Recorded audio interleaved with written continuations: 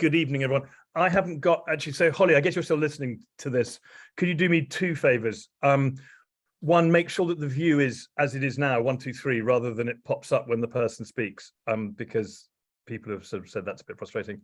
And secondly, I imagine we get Q&A, and yeah, we do. And so, anyway, good evening, everybody who's watching this. I believe there's 250 of you, maybe 300. Welcome to all the sort of old gold racing regulars and racing. Welcome to all the sort of Fitz people who've joined us. I don't know which way around you could see this, but very warm welcome this side to Francesca, who's going to host this thing in a second. It's lovely to see her back. And on this side, just literally run in from the sales, broken out of sweat, bought a lovely horse, is Charlie Fellows. I'm going to leave you very soon because I always do get into trouble for talking too much. But just sort of what the format is Cheska's going to run through sort of 20 minutes of questions, talk about Fitz Perfectly a bit, talk about Charlie Fellows a bit, so you can all get to kind of know him. It was lovely to see those of you who came to see Fitz Perfectly on Thursday, late afternoon, or no, mid-afternoon at Windsor. Charlie, thank you so much for sending her up, and to lovely staff who was super. Those of you who came will have seen one of the reasons, or some of the reasons why we like doing this joint venture with Fitz is that anybody who was a member of this syndicate got into Windsor for free, and then were hosted and catered for, at least drinks wise, by the ever very generous with their drinks, got me into trouble a few times, Fitz. So thank you for anyone from Fitz is here. I know Will's been on the road a bit, so he probably isn't. But there'll be lots more benefits coming from Fitz. And I think one of the shames is actually that Windsor don't have any 7 furlong races, because I know we'd love to run her, or at least Fitz would have loved to have run her in front of the Winston Churchill box, which they rent. Anyway, listen, Cheska, I'm going to let you start with your getting to know Charlie Fellows bit. I'm going to go and cook. I've got some I've managed to spill them all over myself, but some duck kebabs, which I've got the barbecue going. Not chicken tonight, it's a variation. It's poultry still. I've stuck with poultry, okay. And they're not from the pond, although and you've got lots of them. No, well, they've worked out how to get into the house, so I have to sort of barricade the house for duck. I'm bullied by ducks, basically. It's just awful. Anyway, I'm gonna. Sorry, go on. Charlie, who's new to our chats, it always starts Charlie with finding out what Ed's got on the menu, because it started one night when he was cooking. I think I was at your house, wasn't I? And it was a chicken dish, and from then on it's always been some variety of chicken dish. That's duck skewers. I thought I'd vary it a bit tonight. Your supper looks a lot more interesting than mine, I can assure you. What have you got? I have literally just put a macaroni cheese, ready-made macaroni cheese in the oven, so it should be ready at the end of the Zoom call. My wife, like you, Cheska, has got a very even younger baby, and so and I was about to say all day. Totally justifiable. It's all about the Charlie Binghams or the cook ready meals or anything that you can just shove in the oven and not have to think about too much. Sorry. As a present, someone gave us a whole load of ready meals as a present for Best baby ever. number 2 coming along, and which is actually a really, really good present. Yeah, best present ever. I'm actually at my parents' house, so my mum's cooking dinner tonight, which is great. Salmon kedgeree we're having, and she's currently looking after both of the children, so she deserves a medal tonight. While I'm in my dad's office and surrounded by a few of his old stars, whilst Charlie is in my old house. Yeah. Listen, guys, I'm going to duck out so that you can have a proper conversation without me sitting there. I will see you in about half an hour. Okay. Ciao. Where are you, Charlie? I am in. So what was the office? I'm in the second room, so it's my office. So what was your dad's office? There's 2 rooms. I'm in the one down the stairs, the furthest one from the door. Okay, and most importantly, how's it all going with baby number 2? Good. I sort of forgot, like when we had our first child, it was, he was born the day the world closed down and everywhere went into lockdown.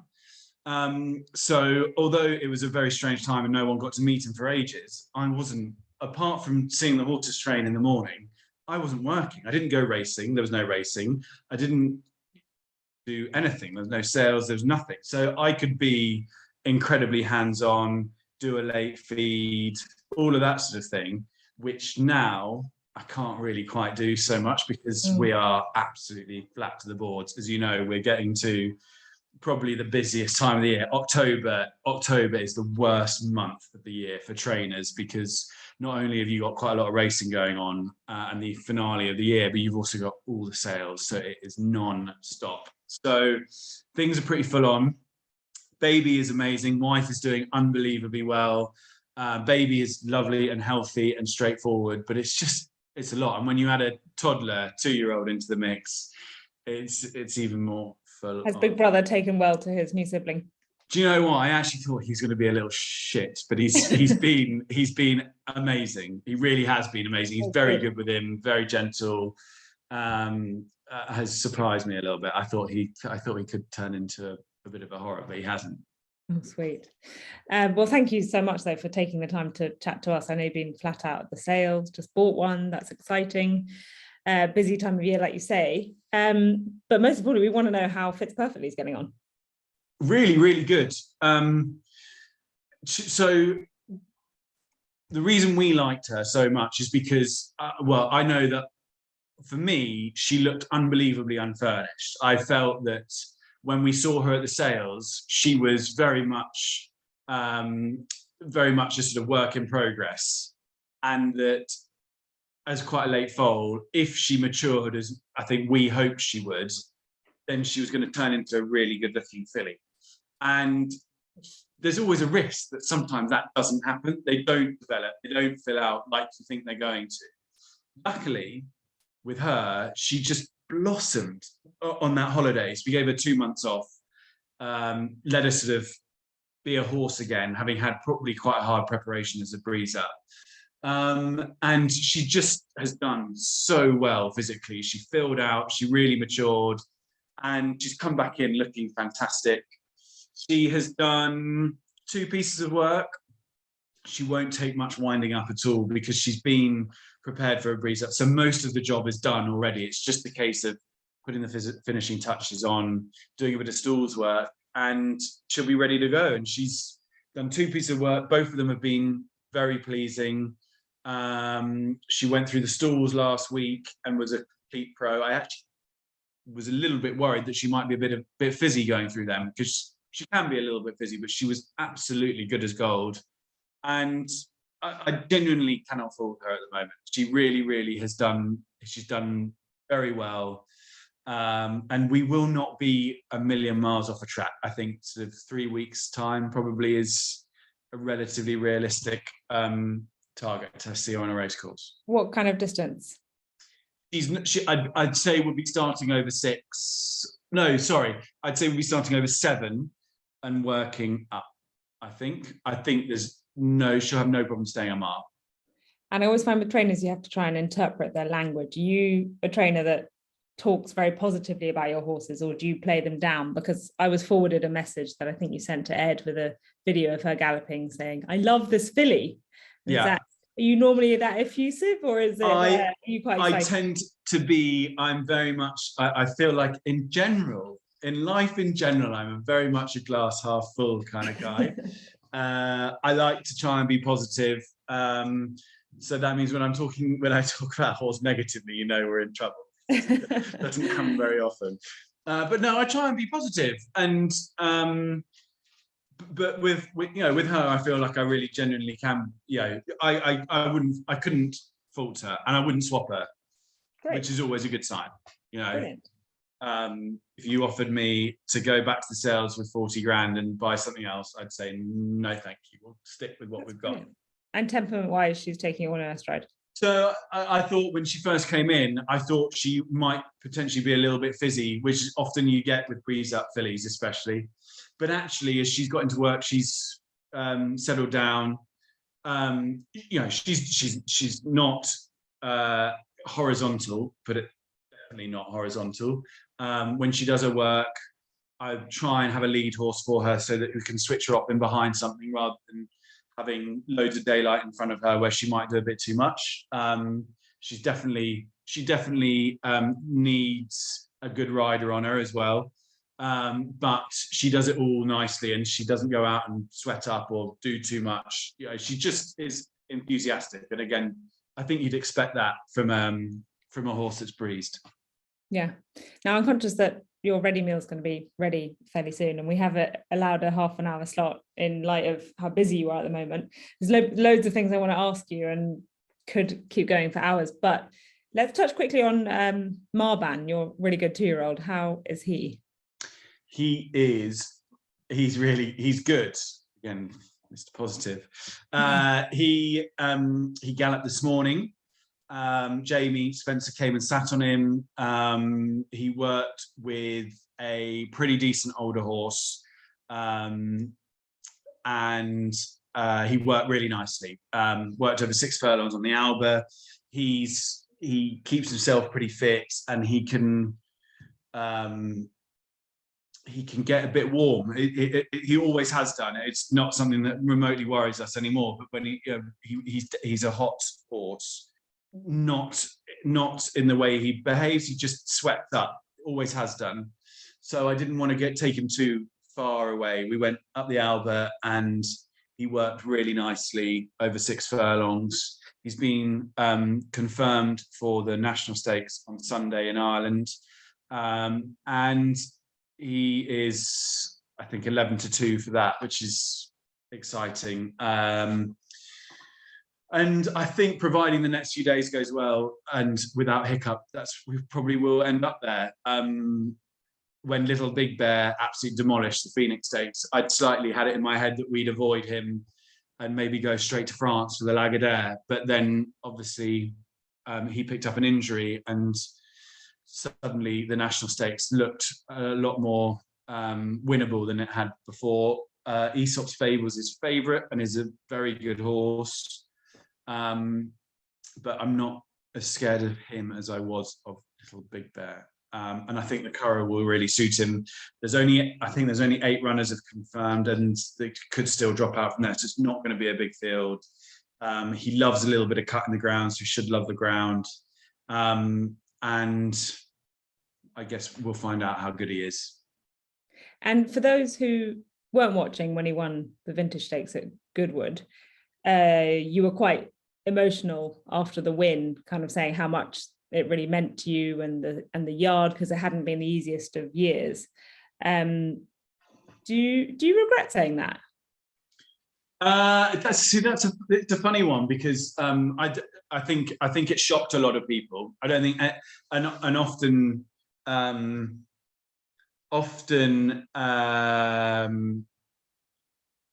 in racing, things everything's not quite what it seems. And I think I used the duck analogy, that I felt a bit like a duck, trying to act as serene as possible on top of the water, but paddling that mad underneath. Do I regret saying that? No, I don't think so. You know, I don't really. Yes, we are not where I thought we would be.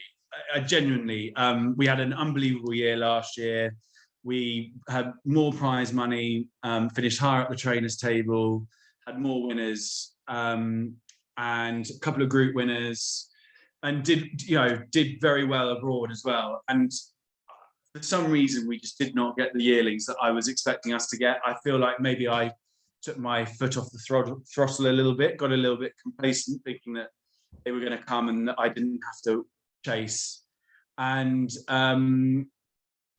having thought that we were going to have sort of 80 to 90 horses with our eyes closed, we had, well, we've got about 50, high 50s in at the moment. And admittedly, we're at that time of year where numbers are probably as low as they're ever going to be, because you've sold quite a few in July, you've picked up injuries, horses have retired, and you're about to restock, and then hopefully numbers will be back up. So, you know, they're going to probably be as low now as they ever have been. But it's Bedford House is a beautiful, beautiful yard and a wonderful place to train racehorses, but it is also an incredibly expensive yard to run.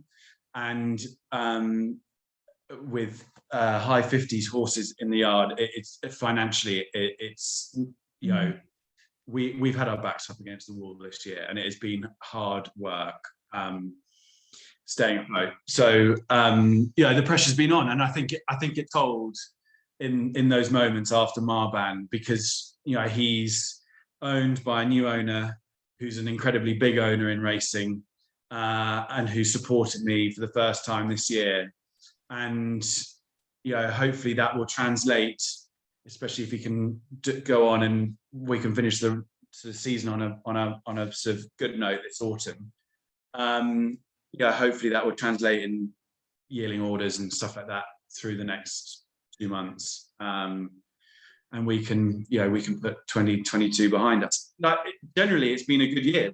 The horses have run unbelievably well all year. I feel like they've been healthy all year. We should have had another Royal Ascot winner if the horse hadn't decided to veer across the track. And then you're talking. You've had a Group 2 winner at Royal Ascot. You've had a Group 2 winner at Royal Goodwood, and you've had an unbelievable year. But racing is about fine lines, and it is unbelievable how things can swing.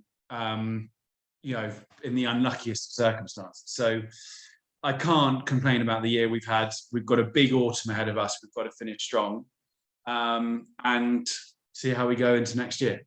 Yeah, I'd say you wouldn't be the only trainer that has found their numbers dwindling regardless of how successful they've been. And I'm sure a lot of people probably found it quite refreshing, your honesty in the interview afterwards, and it's kind of heart on your sleeve stuff, which I probably associate you with being anyway. I'd say you're probably one of the more outspoken trainers, especially amongst the younger ranks, on social media, on interviews. Were you consciously like that, or does it just kind of come out? I'd like to think that I think often I can possibly be too honest, whether if that is even a thing. But I like to think that I, especially in work, have acted with, always acted with as much integrity and honesty as I possibly can. And if I like to, I don't know. It's just, I think that's something that I've always been unbelievably sort of I want to. I think what I did when I went to Australia, what really endeared them down there is I got on with them so well, and I was very honest about how enjoyable we found the whole trip, and you know what the Aussie media are like. They're, we got on very, very well. Mm-hmm. And I'm going to miss not going down there this year. But I don't know. I don't know why. I just there's no filter. I think I just say how I feel, and every now and again that gets me into a bit of hot water, but not in a really bad way. I get Matt Chapman having a go at me for talking about the stick and stuff like that. But you're okay. And you touched on Australia there. I'm presuming your exploits with Prince of Arran down under would have been the biggest highlights of your career so far, or how do you put it in amongst all the other achievements? This is a really funny one because for me, Royal Ascot has always been the pinnacle.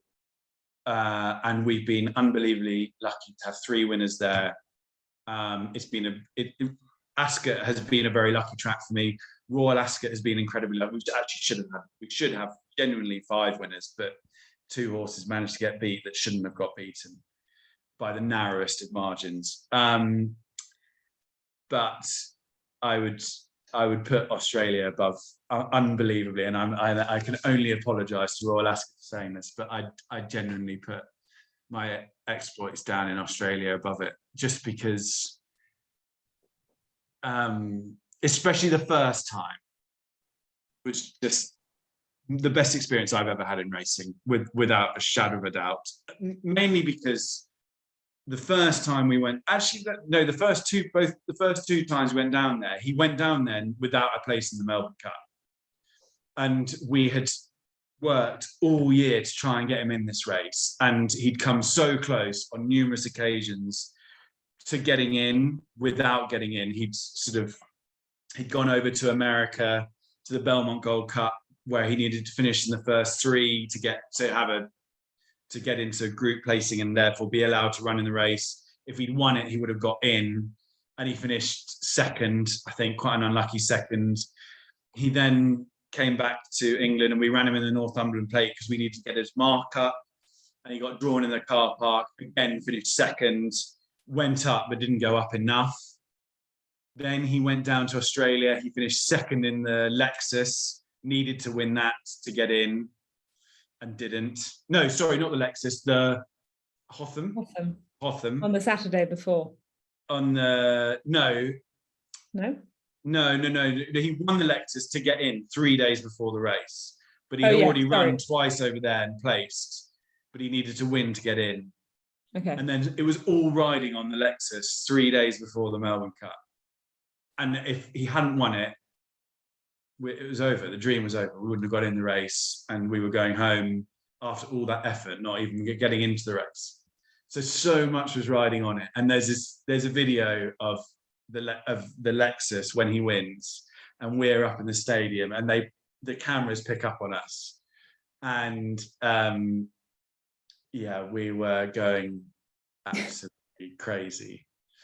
And I just, that whole, then the next 24 hours was a blur, because I remember going to Crown Casino. We managed to steal the board with his colours on. So we were going around all the bars and the nightclub with this stupid wooden board with his colours on from the drawer. And David Eustace has still got it, by the way. I suppose that's the biggest difference, though, isn't it? Like, if you were in, I don't know, how could you equate it? If you were in Aintree, like 3 days before the Grand National, and you had a board with your horse's name on it and you went around the bars, would people kind of react like they do in Melbourne? Not really, because the whole city there gets taken over by the event.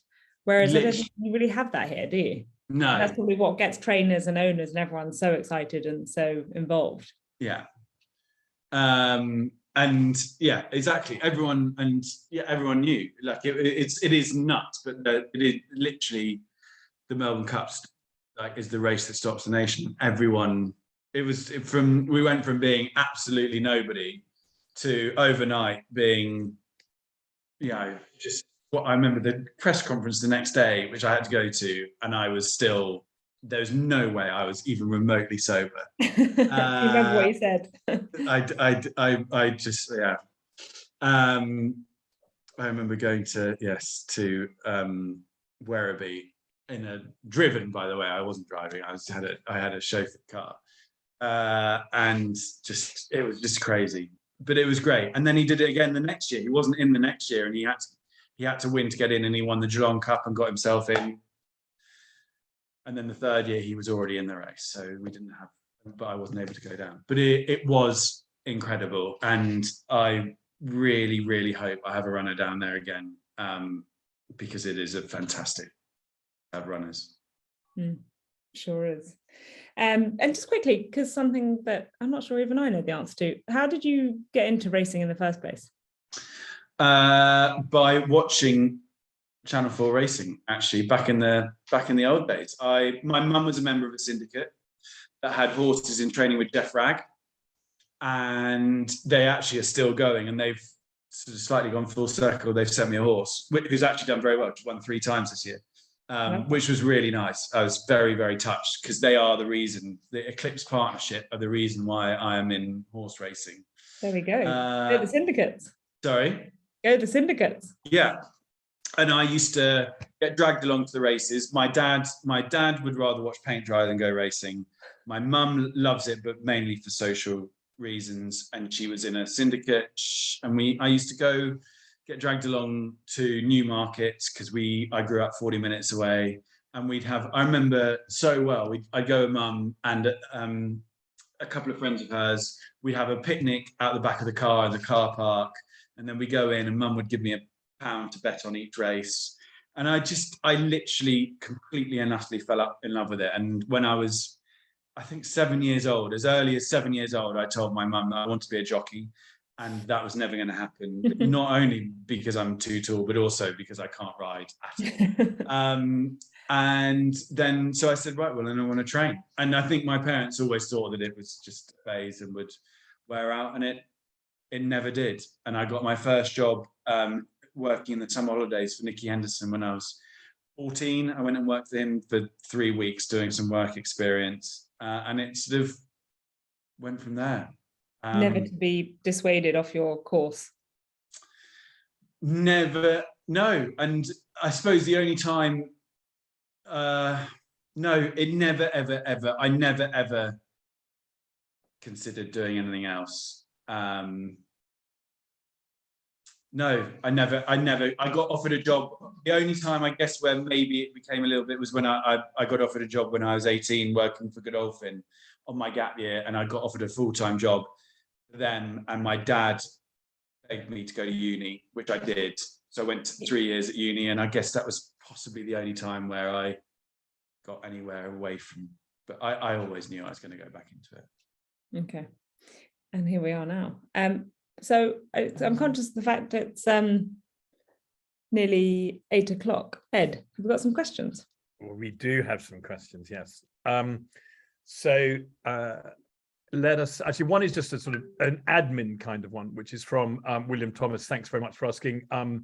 Is there an open morning stable visit day at Newmarket races? Is it now fully booked? And the answer is no, it's not. There is still some space on it. We're going racing later that afternoon. From memory, it's the 24th of September. That's sad today, I think. William, the best thing you can do is to call the office and they'll fill everything in. Oh, I've just been told it is booked up. So that happened very fast. It was like something. So we will have to plan another one for you. But if you call the office anyway, we'll see if we can at least get you into the racecourse or something like that. So let's see what we can do there. Hannah has asked, I don't know which Hannah this is because it had no surname. Ed, I can hear Teddy screaming, and I think my mum might be struggling. Do you mind if I go? No, you go, because I can ask some questions. I can be you for a bit. Perfect. Are you going to come back, or is that you going? I think I'm going to have to go and deal with him. I understand fully. In fact, the next question was, how do you juggle parenthood with training? So exactly. There you go. Well, luckily I don't have to train as well. I'm just doing the parenting bit at the moment, but I'll let Charlie answer that one. Brill. Jessica, thank you so much. Thanks so much, Charlie. We'll speak tomorrow. Bye, Jessica. Bye. Charlie, it was very apt actually. How do you juggle parenthood with training? What's the sort of short, pithy answer there?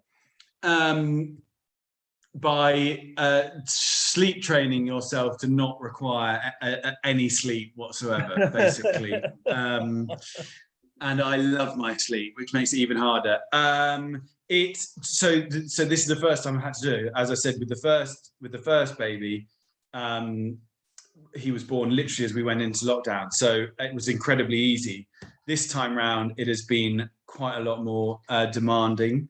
But so, yeah, by literally, I get up probably an hour earlier than I normally get up, so I can spend an hour at my desk before the horses pull out, and the whole world kicks off. Yeah, and then after supper, rather than going and sitting in front of the TV, which I normally would do, I now end up having to spend probably an hour in the office at about 9 o'clock in the evening as well. So it's long days at the moment, but anyone who has kids will know that it's worth it. And I've got my 2-year-old is. You've literally just had one, haven't you? You've literally had 3 weeks ago. Moments ago. Many congratulations. I should have said that at the very beginning. Called? George, we went straight down the line. Straight for names of kings. Perfect. Yeah. Perfect. Yeah. Paul Chu, change subject. Paul Chu has asked a question. Given the transition from 2 to 3 is an important period, when winter comes, what will this involve with changes to Fitz Perfectly's routine, diet, and does this, would this differ because she's a filly compared to a colt? Great, really, really good question, that. So yes, it definitely does change from filly to colt. It slightly depends what happens over the next 2 months. We've always felt that she was going to be a better 3-year-old than 2-year-old. She's Absolutely. Got a nice bit of scope. We bought her for that reason. So the plan, in an ideal world, the plan is that she's going to be ready to run in the next 3 weeks or so, and she'd run two or three times before the end of the season. As many as that. I mean, that's excellent, obviously, for us. We're ideally. I mean, two would be the minimum. It slightly depends on where we are. If she looks like she can win this year, I'd be very keen to try and win a race with her this year. I don't want to over race her, and I'd say 3 would be more than enough. But if she, let's say she runs just a nice debut, finishes mid-div, an eye-catching green race, first time out. She then goes and finishes 2nd or 3rd on her second start. Looks like she'll win next time. I'd be quite keen to go and give her one more chance at winning a race rather than putting her away. And actually, then, at the risk of sorry, no, you go on. I've got another question for you. And if that was to happen, I'd give her a little break. Probably not as long as she had first time round. I think there's a big difference to giving a horse a holiday in the summer to giving a horse a holiday in the winter. In the summer, being out in a nice paddock in the warm sunshine is very different. In the winter, being chucked out in a paddock in the freezing cold, horses don't do as well in the winter. So I'd say she'd probably look to have a month or so holiday, doing very little.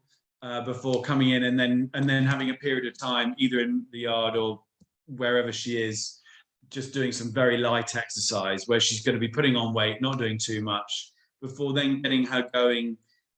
We're now talking February time, early February she starts the cantering again, and then building up to the spring at the end of March. The start of the season again. And at the risk, because I was turning over my duck kebabs for a couple of minutes, so I might have missed a couple of Francesca's questions. I hope not. But she was asking you interesting questions about Fitz Perfectly, and I thought what she was about to ask you was where you might run her to begin with. And when we were talking the other day, it was really interesting. You said that I would be able to read the runes of how much you liked her based upon where you might enter her. I'm sure you don't mind me saying this. So if we saw her run at Newbury, it was like, well, just explain what you meant. I thought it was fascinating, and it feeds into what Paul Chu was asking too. Trainers are creatures of habit, big time. And if trainers have luck at a certain track, then they tend to gravitate back towards that track. And historically, a lot of my best horses have ended up making their debut at Newbury. Now, I haven't even looked at the race calendar for her yet, because I think, as I told you the other day, with a newcomer, I try not to look with the horse that's never run before, I try not to look at the race calendar too early, because what I find then is if you see a race that you think would suit her, it's maybe a week or 10 days earlier than you'd like to run her, you often can end up being tempted into running them too soon. So I actually tend, for their debut, after that, it's different, because then you're then fit and up and running, and you could start planning it accordingly. But for their debut, I tend to start looking for races very, very late notice. And so your point is, because I think there was once a racehorse called Trainers 3 Weeks. When you say 3 weeks time, you actually mean it, rather than a sort of general hopefully 3 weeks, but it could be 6. And she'll do her third piece of work at the weekend, and then I'll start looking at possible races. It's very exciting. It's very exciting. So next week, I'll have more of an idea where we might end up, and I'd say almost certainly it'll be a nice, because of the way she's quite a forward-going filly. She's, especially having been taught to breeze. One of the things that I will really want on debuts for her to get cover and be ridden patiently and switch off early on in the race. So I'll be looking for a track that lends itself to those tactics. These So, were Newbury, a Nottingham, Newbury, Yarmouth. a Yarmouth, an Ascot. Ascot is lots of people think you're absolutely mad starting a horse off at Ascot. Why the hell would you go to one of the biggest track in the country where you're almost certainly going to get a hot race? If you've got a filly or a horse that's showing a bit at home, I love starting them off at Ascot because they can run a bit green. They don't have to be really switched on. Ascot, I think, suits hold-up horses, and they can really finish the race. Whereas you go somewhere like Newmarket, where you've got those undulations, you're downhill all the way, it can be a really horrible track to run a horse that first time out. And if there are any people that really do follow my yard, you'll notice that I used to start quite a lot of horses at Newmarket because I used to think that it's close by, they don't have to go away, it's all nice and stress-free. I now almost never, ever start a horse off at Newmarket. Because that's fantastic. And that actually answers, William, your question that you were answering. I've got two more for you, actually, if that's okay, Charlie. This has been great. Tony Wang asks if, he says, given alcohol-free success when dropping back to 6 furlongs, can you, Charlie, see merit in doing something similar with Fitz Perfectly in time? Would you ever bring she's not really bred for that. Oh, it's alcohol-free. You're the boss. Can you see that ever happening? She isn't. Alcohol-free is one of the most remarkable fillies that's been in training for a long time. And anyone who's seen the news in the Racing Post will have seen that she's going to be sold at the mare's sale at Tattersall's at the end of the year, and there will be fireworks for her because she is an exceptional breeding prospect. So I would. She will have a really big chance of breaking Marsha's record of 6 million, I think, because she's a very, very, very good race mare and an exceptional breeding prospect.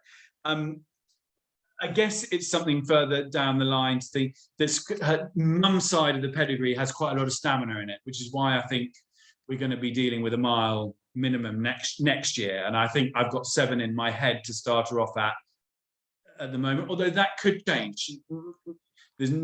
She could easily drop back to start over 6 if she sharpens up with work. But at the moment, I've got 7 in my head.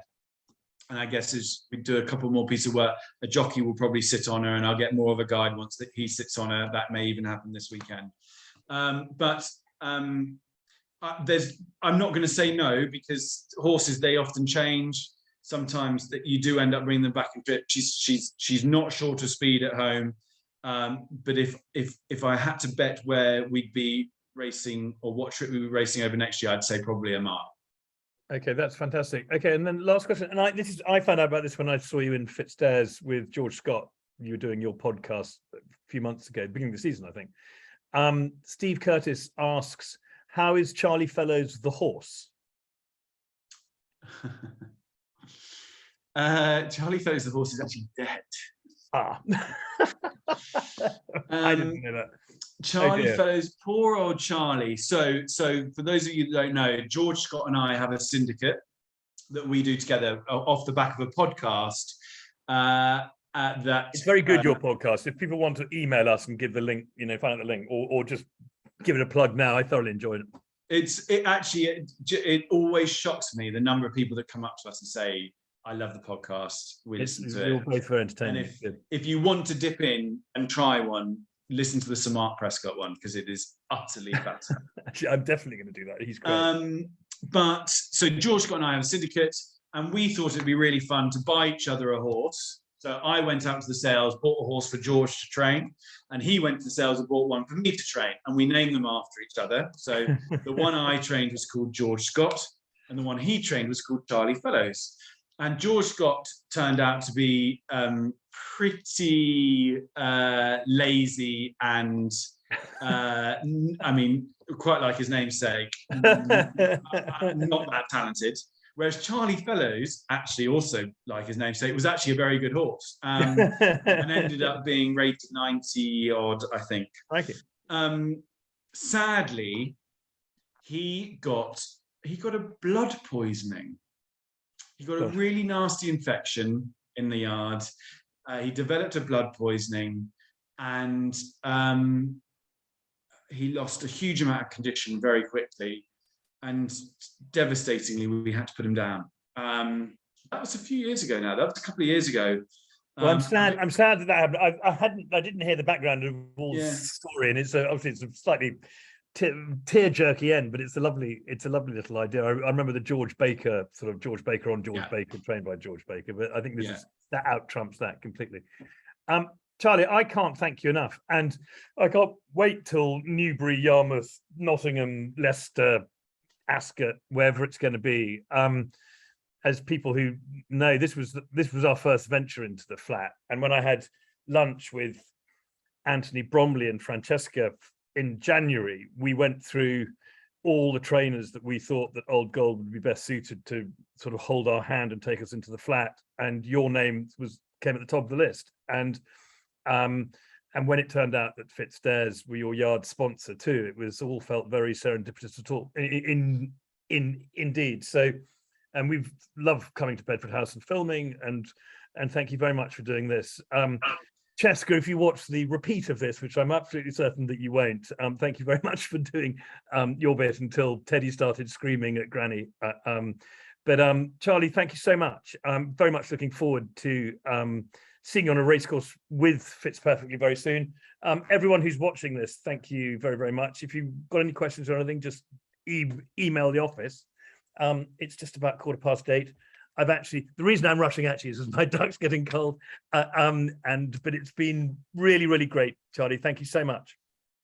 Pleasure. Thank you so much for having me, and I can't wait to meet as many people as possible at the races. And actually, on the 24th, are we coming to you? 24th of September. I think it's that weekend, isn't it? Something like that. That rings a bell. Well, that's Cambridgeshire Day, isn't it? Yeah. Yes, it is. Yes. Fine. Yeah. Bro. Yep. Lovely. That confirmed on the ping pong. Lovely. Charlie, thank you so much. Have a great night. Thank you for your time. Thanks, guys. Thanks, Ed.